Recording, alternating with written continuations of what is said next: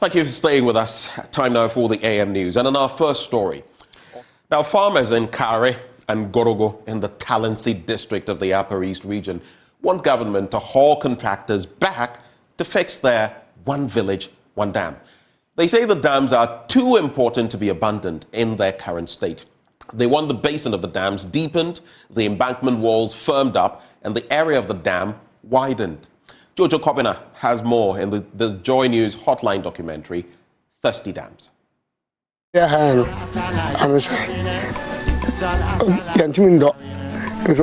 not happy. We can't farm. Our land is just bare. We would have been farming during Christmas. You must repair the dam for us.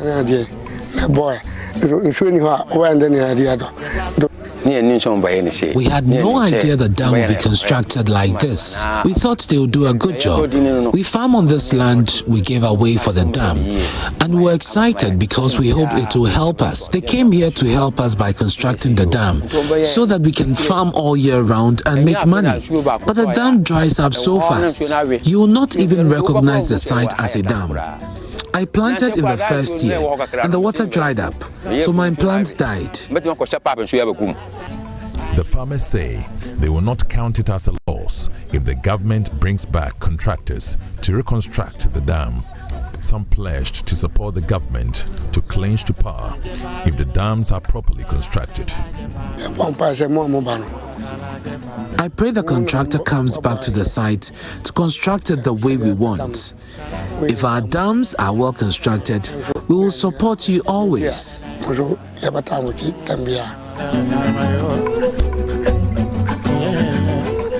We are waiting for the rain before we plant. Without rain, we can't plant. Where is the water that we will use to farm during the dry season? This part of the story is called Waiting for Rain. The one village, one dam policy was meant to put an end to rain-fed agriculture. Government hoped that just as people in Burkina Faso farmed all year round and even exported tomatoes to Ghana, people in the northern region would be able to do the same. Unfortunately, the people of Gorogo farm only during the rainy season. It is the main reason why the assemblyman for Gorogo, Roland Basama, is refusing to call the project a dam, and his reason is... Actually, we don't call this one a dam. This is a dugout. Authorities at the Leklebi Senior High School in the Afajato South District in the Volta region are asking government to renovate dilapidated structures on campus. They say these structures, built in 1965, are weak and hampering smooth academic work. Elvis Washington highlights their plight in this report. In 1965, by the late Professor Alexander Kuma, an esteemed educationist and philanthropist, Leklebi Senior High School is now plagued by multiple issues that cast a shadow over the well-being of its students. With a current student population of under 1,000 and majority of students residing on campus as boarders, the school faces a lot of challenges that hampers the academic development. However, the most alarming concerns lies with an abandoned classroom block that has remained in a state of neglect for almost 4 years. Despite its evident structural defects, the school has no alternative but to utilize the compromised space, risking the safety of students. Visible cracks, a disjointed ceiling, and leakages during rainfall further demonstrate the precarious condition of the structure. The dining hall, serving as a multi-purpose facility, also falls far short of acceptable standards. The senior girls and boys prefects of the school throw some light on the many challenges facing the school. Yes. When it's raining, sometimes they'll have to come out of the classroom and then join the seniors in their classroom. And even in my class, I'm an agricultural science student. My class leaks whenever it rains. We have inadequate furniture for the classrooms and then any other occasion at all. The first and then second years, even the third years most especially, but the first years of all, whenever it's time for classes, they would have to move to the long hall, carry benches to their classrooms and then study. and we have inadequate infrastructures in the school. Classroom blocks is inadequate in the school, so we suffer and we are clustered in the room. And the classroom blocks, they are fragile, they are too old for, and it's risky to be in it. And we have abandoned system, uncompleted building over there, and some students who they are living or studying inside, and it's very risky for their lives to be. The unhappy kitchen staff could not hide their frustration from the cameras.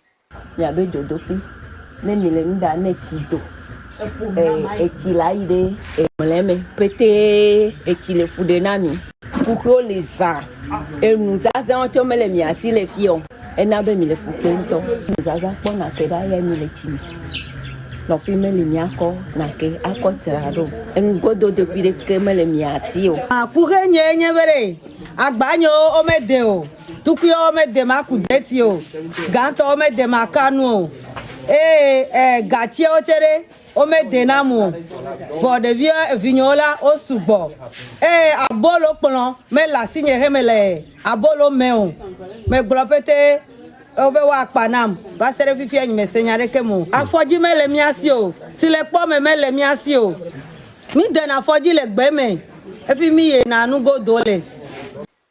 Recognizing the gravity of the situation, the former Students Association, including John Smart Aja, the national president of the Old Students Association, who is also the current schools board chairman, have stepped in to assess the situation and seek assistance from the relevant authorities.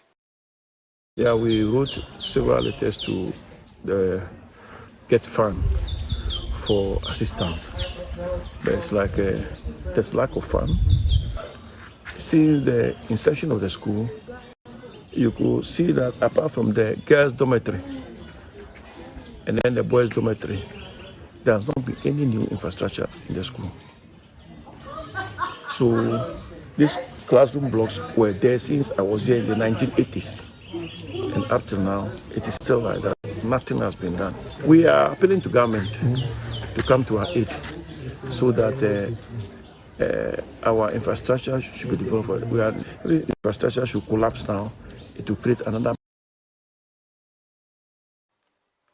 Ms. Celestina Doboy, a former assistant girls prefect, also shared her thoughts on the dire state of the school. This morning, I'm with a heavy heart, especially about discipline in the school. It's nothing to write home about. There is a call for all old students, home and abroad, please. If you know LESEC has done something good for you, please come back home. Now, the closure of the Buipe share nut factory in the Savannah region is said to be affecting share business in the area. The $10 million factory, a joint venture between the Produce Buying Company Limited and Messrs. LDS Maquinas Equipamentos Industrias Limited of Brazil, was established to process share nuts into share butter, share oil, among others, for export to Brazil. But the factory has been closed for the past 4 years, pushing a lot of people into the market. Martina Bugri now reports. The factory, now outgrown with weeds, was once a vibrant site which boomed with activities. The place is now very quiet, with only the sound of chirping birds and the movement of animals.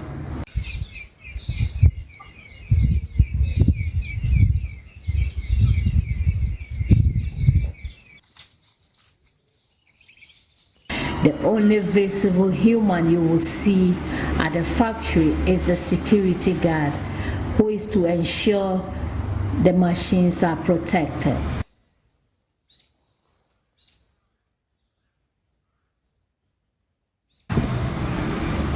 The factory that once bought share from the people in the area now sits in the bushes idling. The assemblyman for Old Bupe electoral area, Esuwini Williams, said share they picked the previous years are sitting uncollected, making the people poorer each day. When PVC was in progress, There's nothing like coming to me for support. My people were getting what they wanted because their duty is to pick and they will come and buy. Money, food, everything was just in abundance. Now, you get to my village and see. People pick down China since last year. No one stepped there to pick them. The 5 regions of the north, which are largely known as the poor regions of Ghana, the factory was to turn things around considering the global demand for shea butter. But that hope is dashed. Yakubu Fatima, who picked shea, said they are forced to sell at very low prices, or you may have to process it for home consumption. With this stress that you go through, the only benefit is when you use it to make shea butter for the family. But if you want to sell it, your profit is just marginal. What they do is they just come and buy at cheap prices. Madam Idisa Aramata buys shea from the villages and resells. She said in the past, she would present it to the factory and take her money instantly. But currently, she has to travel several kilometers to Tamale and even sell it at cheaper prices. In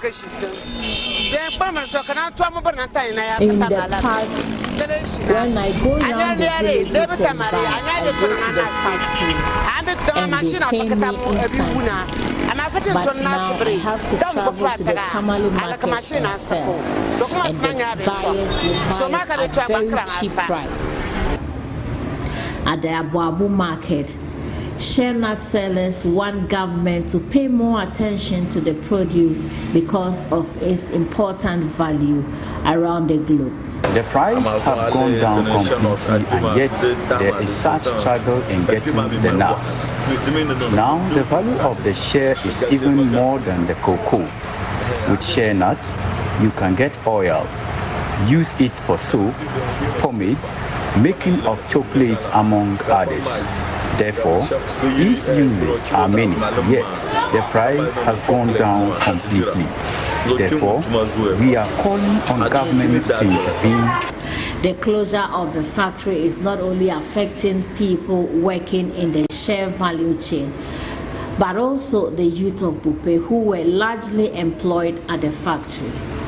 Abdullah Baki, assemblyman for the Bupe electoral area, wants government to intervene and to revive the company so that their youth in that particular in Savannah region will get something doing, because government made a pledge of giving every district a factory. Unfortunately, we were already having an existing factory in Yapekusego constituency. So if the government were even to give another factory, it was going to be a plus. For the millions of people in the shea value chain, what they are asking is that government pay attention and revamp the factory to create jobs and income for the teeming unemployed youths in the area. For Joy News, Martina Bugri reporting. Let's turn our gaze now to auto mechanics in Ghana who have poorly been handling used engine oil, popularly known as dirty oil, which contains heavy metals. Now, the improper disposal of used engine oil can lead to heavy metals finding their way into soil, surface water, and groundwater. Scientists fear exposure to dirty oil poses long-term risk to health. Love FM's Kwesi Deborah has more in this report. At a section of the Swami Magazine enclave in the Ashanti region of Ghana, known as Abawa Wooth, auto mechanic Clement Zuma drains used engine oil. With the oil at the brim, Clement can't move it without getting his fingers soiled. The oil is responsible for his stained palms. Clement, who came here a decade ago, has been eating with these hands, sometimes washed, sometimes left to chaperone his meals.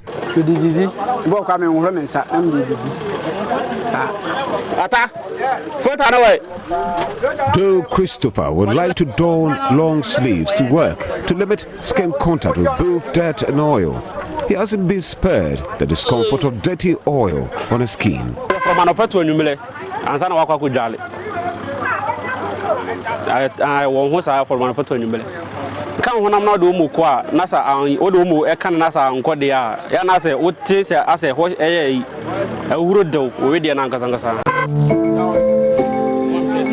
Engine oil is a type of lubricant used in automobiles to reduce friction, heat and wear among mechanical parts that are in contact. These oils are chiefly petroleum-based or synthetic oils with some additives for improved performance. As a result of its continuous use, the oils become contaminated and therefore must be replaced with fresh engine oil, as the used engine oil is no longer functional. Waste oil has been found to contain lead, zinc, arsenic, chromium, cadmium and sulfur. These metals have been found to be harmful to the body. The major organs can be in serious danger when exposed to these metals. Professor Fred Boadu is with the Duke University. First, it can cause cancer. 2, it can cause hypertension. 3, it can cause miscarriages in pregnant women. 4, it causes erectile dysfunction in men, and it's very, very, very potent in that aspect. That is well scientifically proven that it can cause erectile dysfunction. And 2, also it causes diminished learning abilities in children. Improper disposal of waste can lead to heavy metals finding their way into soil, surface water and groundwater. Unfortunately, pouring used oil on the ground is commonplace, a practice thought to strengthen the soil.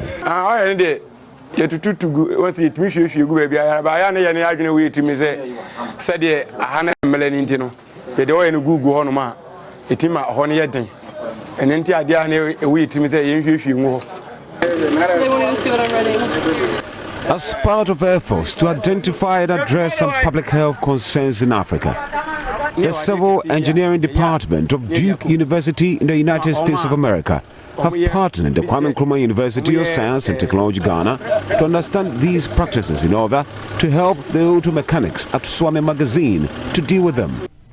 Professor Fred Boadu, who is leading the team, has previously researched the presence of these heavy metals in the blood of the auto mechanics, where heavy levels of these metals were detected. Duke University has a very good program, what we call the BAS connection, where they allow people to do research in various areas.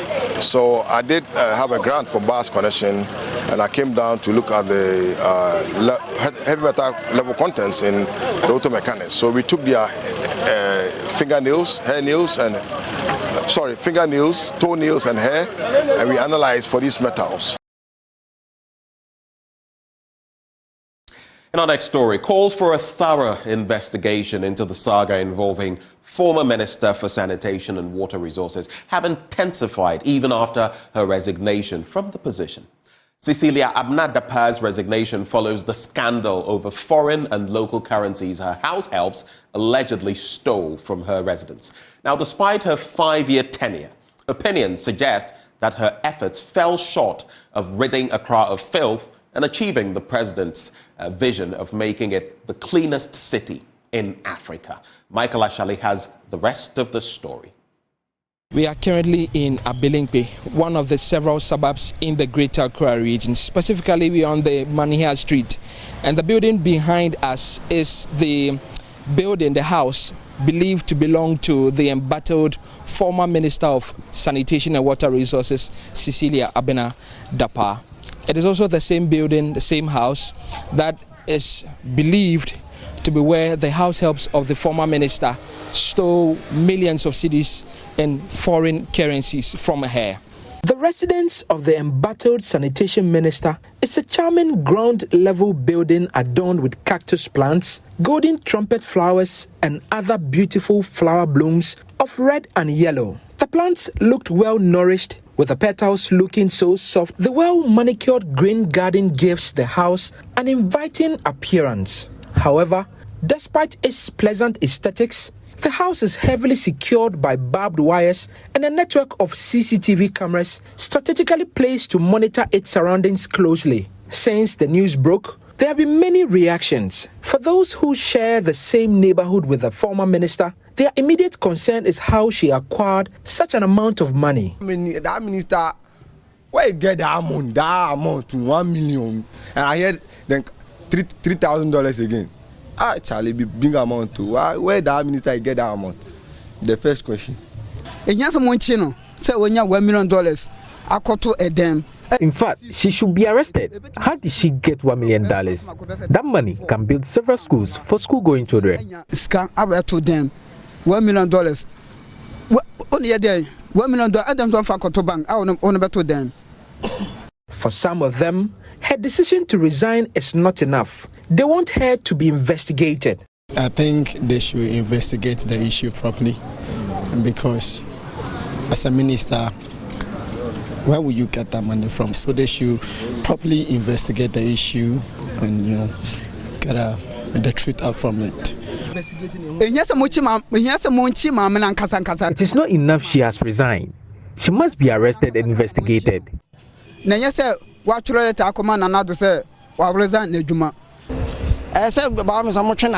allow her to go scot-free. Show us where she got the money from. In fact, her properties should be frozen as well.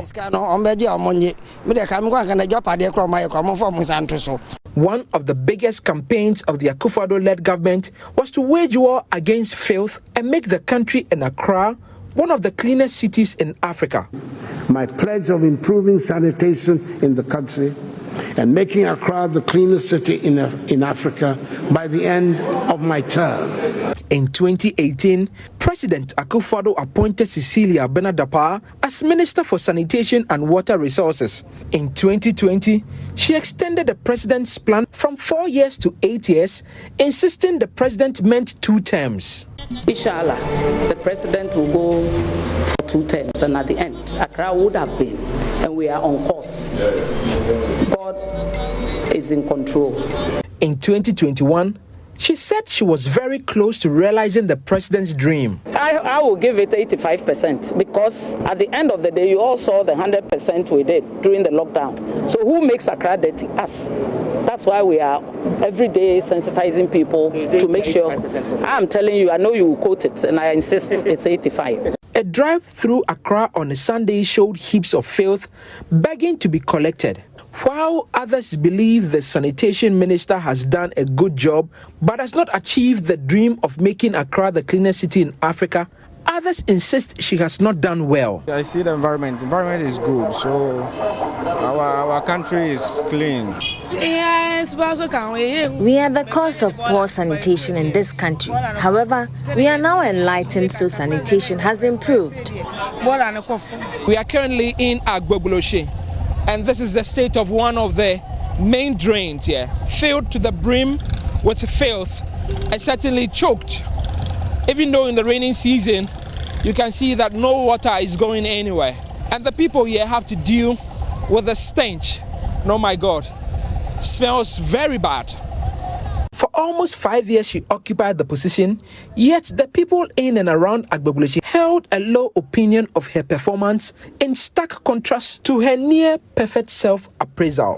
Over 100%, I'll give her, that's 50 over 100. Why do you say she didn't do well at all? The reason is, you would look at our environment, for instance, and when you even go forward to, especially, what's the name of Sickins? There's another gutter there, very, very dirty. So it means she has not been doing anything at all. If you go through Accra City, there are many things that is not good for the country, Ghana. So over 100, how would you rate Cecilia's work? I can give him 35%. 35. Wow. Yeah. The way he do in this particular Accra City is not good at all. He want to put the, ministerial duty down and take it to another person. Like me, I don't travel around. But for this place particularly, I will rate her with 30 over 100. Why 30 over 100? Because almost all the places I go within this area, it's dirty. It looks very unkempt. They will eat and throw the rubbish around. Maybe at least they should keep dustbins around the places. If you eat, you can throw it there. If it's food, they'll go and dispose it. But it's nothing like that. So they eat, they throw banana peels, pure water rubbish everywhere. So this place, the place is not very good. We are currently in the ministry's enclave that houses most of the ministries part of government. Specifically, we are right in front of that of the Ministry of Sanitation and Water Resources, the office where the former embattled Minister Cecilia Benadapa worked from. It's expected that from Monday, July 24th, another individual will take over from the office. For Joy News, Michael Ashale.